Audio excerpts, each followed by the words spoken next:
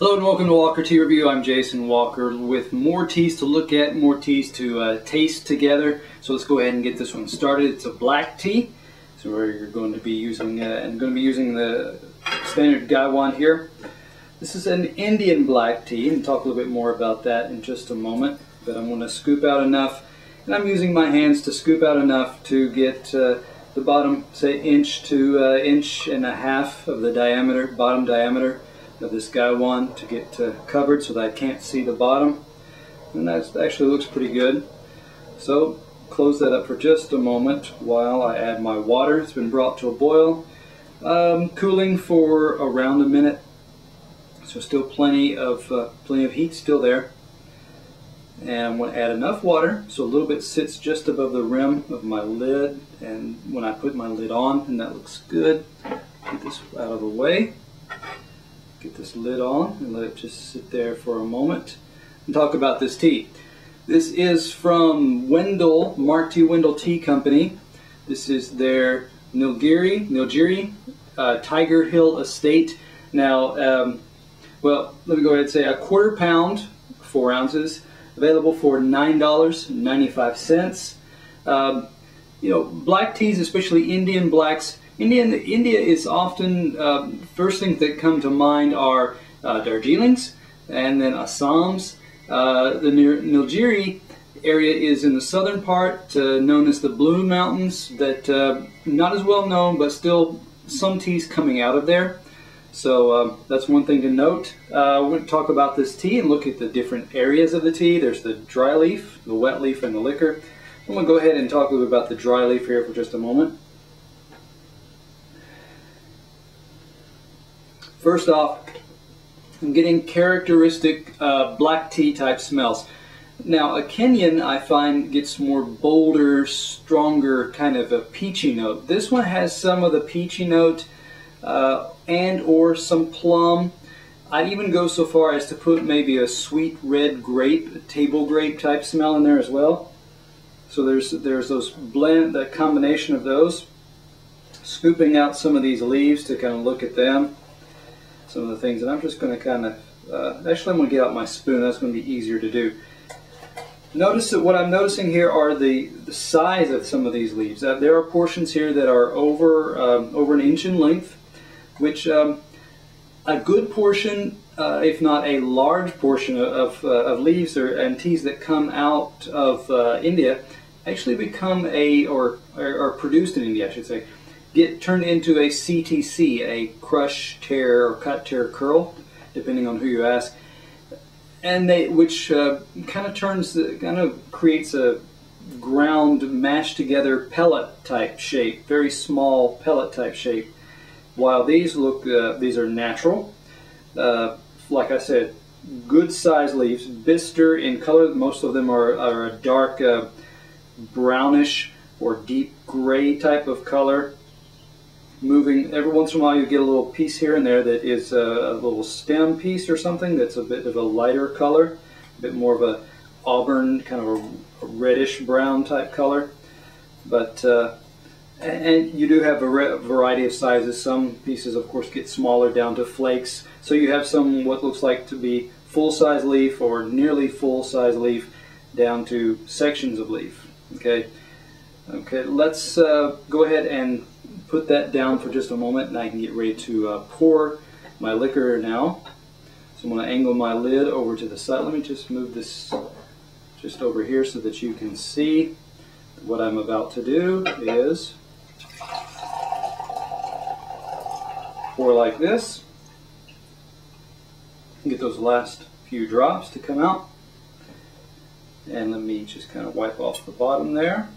Set that aside, and now I can talk a little bit, tell you a little bit about this this wet leaf here. First, I want to get a nice smell of it. Detecting or considering how much of the peachy plum, like I said, that red table grape smell I got from the dry leaf, I'm hoping there's some of that here in the wet leaf as well.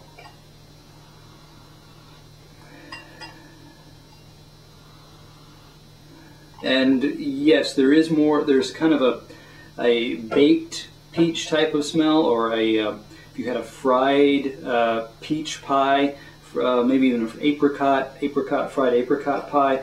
There's some of the apricot preserve. There's a little bit of that kind of smell present here.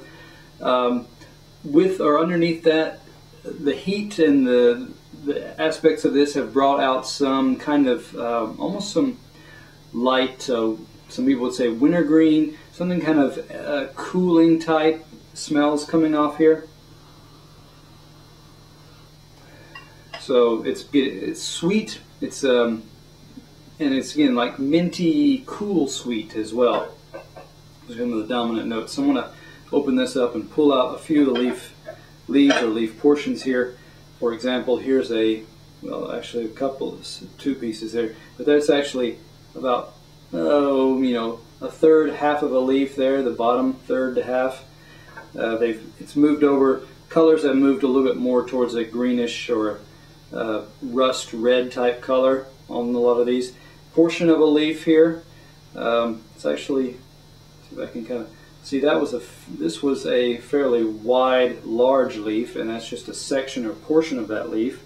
So let me try to rest that out here as well.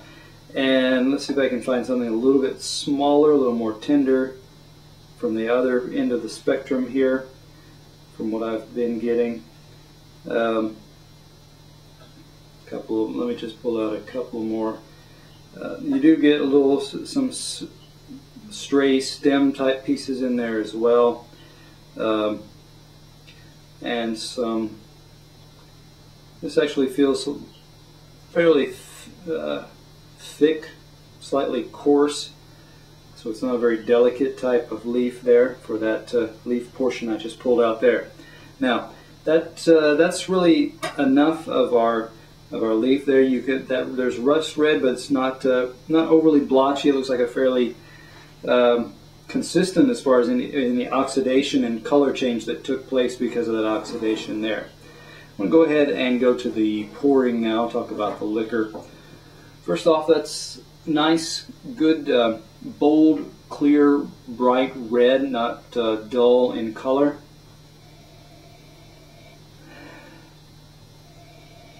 Aromas right now are a little bit more subdued. As it's hotter, sometimes it can be a little more difficult to detect some of those aromas. So you're getting just kind of a general, very light, almost brown sugar type sweetness. So as this cools a little bit as I pour it, and my change in temperature as it touches the cup here, that will help too. Again, looking down through, good, nice, bright colors, not murky, dull, flat. Okay, let's go ahead. I'm going to go ahead and give it a shot now.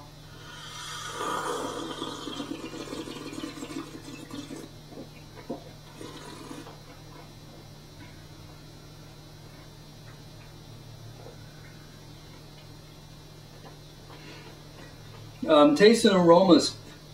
First off, those are still fairly light. This tea, off-camera tastings of this tea indicated that you need to steep it, give it more time to really draw out any kind of flavor, aroma components there. Texture-wise, that also means that it's gentler as far as astringency goes. It doesn't have a really hard, strong bite to it. It doesn't have a heavily drying type coating on the mouth either. It's got a light, a very light, gentle, only a tinge drying with a little bit of kind of a syrupy type sweetness. Again, that's light as well, a light syrupy type sweetness there.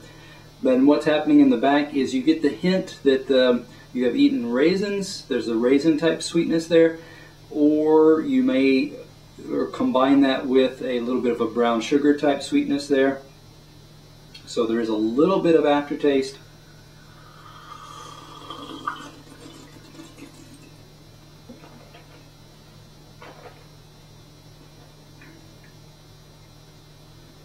Again, similar as it's cooled. A little bit more of that table grape type taste is coming out in the front, but overall fairly gentle.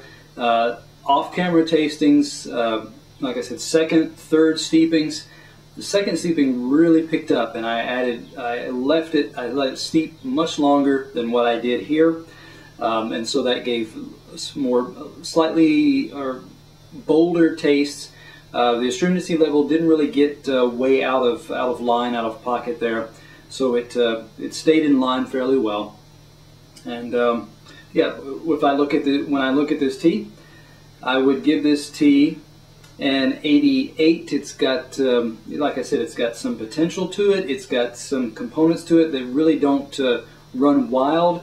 On the other hand, you kind of have to be aware of it, coax them out with more time or more relief over that shorter period of time, so that you can draw out any more kind of flavor intensity that you may be looking for. So come back to Walker Tea Review to learn about what to do to draw out certain aspects of a tea and whether that tea is really your cup or not.